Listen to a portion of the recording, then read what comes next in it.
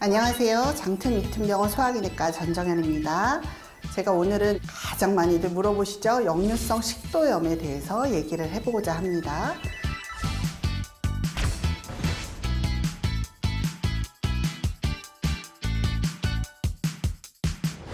역류성 식도염 얘기들을 하시는데 정확한 정의들 알고 계시죠? 사실 위식도 역류 질환과 역류성 식도염은 조금 틀려요. 위식도 역류 질환은 위 내용물이 역류되면서 일어나는 모든 불편 증상과 합병증을 통칭하는 어떤 질병군이고요. 그 중에 역류성 식도염은 하나의 병으로 포함이 되어 있는 거죠. 역류성 식도염은 서구권에서는 30% 이상 보고되는 굉장히 흔한 질환이고요. 국내도 최근에는 수년간 연평균 10% 이상 계속 증가세를 보였어요. 그래서 90년대 초반까지만 해도 우리나라 역류성 식도염 2% 정도밖에 안 됐다고 말씀들을 드렸거든요. 근데 최근에는 8에서 10%까지도 보고가 되고 있죠. 식도암은 남자가 월등히 많아요. 하지만 역류성 식도염은 여자가 남자에 비해서 약간 더 많이 나타나고 있는 경향이 있습니다.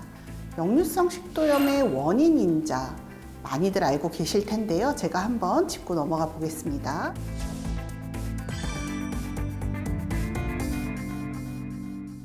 기전 자체가 위에 있는 음식물이나 위산이 역류가 되는 거잖아요. 역류될 수 있는 상황은 모두 원인인자가 될 수 있습니다. 저희가 식도가 25cm 통로인데요. 위로 넘어갈 때 관략근이 사이에 놓여져 있어요. 그래서 음식이 내려가면 관략근이 닫아지면서 위가 움직여도 위에 있는 위산과 음식물이 역류가 되지 않습니다. 하지만 이런 관략근이 어떤 이유건 압력이 낮아져서 약간 벌어지게 되면 위가 움직일 때마다 역류가 될 수밖에 없어요. 그 관략근의 압력을 맞추는 대표적인 음식이 우리가 알고 있는 초콜릿이나 커피 같은 카페인 함유가 많이 되어 있는 음식이고요. 고지방식도 연관이 있고요. 탄산음료도 연관이 있습니다. 의외로 혈압약, 천식약 같이 기저질환으로 드시는 약물 중에서도 관략근 압력이 낮아지는 그런 약물들이 있어요. 관략근 압력이 낮아지는 게 가장 큰 원인이 되겠고요. 두 번째로는 위에 용적이 많아지면 아무래도 올라올 수밖에 없어요. 음식을 너무 급히 먹었어요. 또 많이 먹었어요. 미처 위에 아래로 내려가기 전에 위가 움직여지면 식도로 역류가 될 수밖에 없습니다. 또 어떤 이유건 간에 위 아래쪽이 궤양이나 혹으로 막혀 있는 경우 잘 안 내려가면 역류가 될 수밖에 없고요. 위 마비가 있어서 잘 안 움직이는 분들, 그런 분들은 음식이 들어가도 아래로 내려가는데 시간이 오래 필요로 하기 때문에 위에 용적이 늘어날 수밖에 없고 역류가 되는 거죠. 또 하나는 위를 바깥쪽에서 누르는 압력이 상승될 때가 역류가 많이 되는데요. 복부 비만이 있으신 분들, 임신 말기 분들, 또 간경화나 다른 질환으로 복수가 많이 차 있는 분들, 또 요새 많이들 입으시는 레깅스라든가 너무 꽉 끼는 옷을 입는 경우는 위를 누르면서 압력이 상승될 수밖에 없습니다. 또 하나는 위 내용물이 식도에 가깝게 위치를 하면 좀 더 역류가 잘 되겠죠?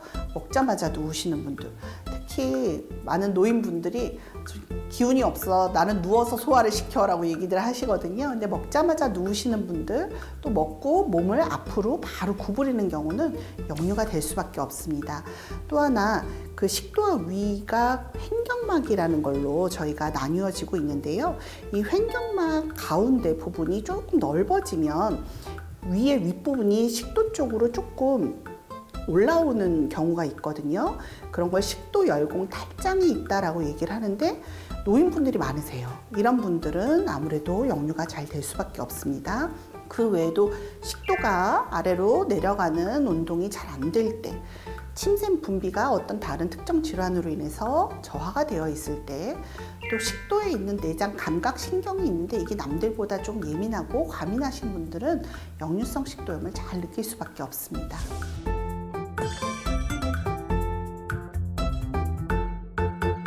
증상은 많이들 알고 계시죠? 가장 흔하게 얘기하는 건 트립하면서 음식물이 올라와요. 너무 많이 과식하신 분들 당연히 이런 것들 경험하시죠? 다 역류성 식도염은 아니지만 그게 반복이 된다면 역류성 식도염이 되겠죠. 이게 오래 지속이 되다 보면 목에 뭔가 저는 끼어 있는 것 같은 답답함이 있어요. 이물감을 느껴요 하시는 경우도 있고요. 위산이 갑작스럽게 많이 올라오는 경우는 강한 가슴 통증, 흉통으로도 많이 느끼십니다. 그래서 가슴이 타들어가는 것 같아요 라는 얘기들을 하세요. 실제로 심근경색증으로 오인을 하고 응급실로 가장 많이 오시는 질환 중에 하나죠. 이게 너무 오래 올라오다 보면 저희가 인후두부까지 영향을 주거든요. 그럼 기도에 영향을 주고 후두부에 영향을 줘서 만성 기침의 3대 원인이 역류성 식도염인 거 알고 계셨어요? 만성 기침을 하시게 되고 숨이 잘 안 쉬어져요. 호흡곤란이 있고 목소리가 쉬어요 라고 얘기하시는 분들도 있습니다. 증상이 심하고 만성적으로 반복되는 경우에는 공황장애가 발생되거나 체중 감소가 있기도 해요.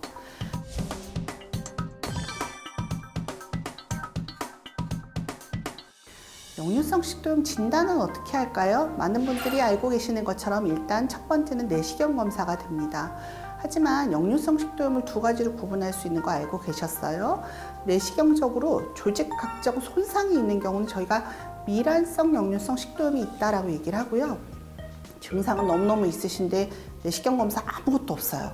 조직학적인 세포 손상이 하나도 보이지 않습니다. 이런 경우는 비미란성 역류성 식도염이라고 얘기를 해요. 내시경 검사를 해도 증상을 가진 환자의 40%에서만 저희가 식도염증이 발견이 돼요. 그래서 60%는 전형적인 어떤 증상이 있으실 때 이런 증상으로 유추해서 저희가 진단을 하고 치료를 하게 됩니다. 자, 그러면 가장 많이 첫 번째로 할 수 있는 게 위내시경인데 이게 진단의 절대 기준이 되지는 않는다는 거죠. 그럼 전 내시경을 해야만 할까요? 라고 많이 물으시는데 사실 역류성 식도염인 줄 알았는데 나중에 식도암일 수도 있고 식도궤양일 수도 있고 다른 동반되는 질환이 있을 수도 있거든요. 그래서 내시경 검사는 일단 다른 동반 질환이 없는지를 보기 위한 목적으로도 꼭 필요하다는 거 알고 계셔야 되겠고요. 내시경 검사에서 아무 문제가 안 보여요. 근데 저는 너무 증상이 심해요 할 때 저희가 또 선택할 수 있는 검사는 식도의 압력을 직접적으로 측정하는 식도 내압 검사도 있고요. 24시간 동안 내 위산이 식도에 얼마나 올라오는가를 측정하는 보행성 산도 측정 검사라는 게 있어요. 코에로 관을 넣어서 위치를 시키기도 하고 요새는 캡슐로도 많이 이용을 하는데요. 이건 보다 정확한 검사지만 조금 복잡한 검사죠. 그래서 사실 1차 병원에서는 역류성 식도염이 의심돼서 오시는 분들은 저희가 선제적으로 위산분비 억제제를 2주에서 한 달간 투여를 하기도 해요. 약을 먹었더니 너무너무 드라마틱하게 좋아졌어요 라고 얘기하면 아, 역류성 식도염이 있으셨겠다라고 저희가 유추적인 진단을 하는 거죠. 하지만 유추적인 진단은 진단 정확성이 떨어질 수밖에 없습니다. 진단을 했다면 치료를 해야겠죠. 수년간 약물을 먹었는데 잘 좋아지지 않아요 하시는 분들이 고려할 수 있는 치료법으로는 환자분들 속 쓰리면 약국에서 이 빨아먹는 겔 형태의 약재들을 많이 드세요. 근데 그런 약재들은 야간에 속에 쓰리거나 새벽에 속 쓰림이 있는 분들은 투여가 역류성 식도염의 가장 기본이 되는 치료예요. 역류성 식도염을 수십 년간 지속되는 경우는 식도암 발생률을 높일 수 있거든요. 발의 식도는 식도암 발생률이 30-40배 높기 때문에 주기적인 내시경 검사나 조직학적인 검사가 필요해요. 가장 중요한 거는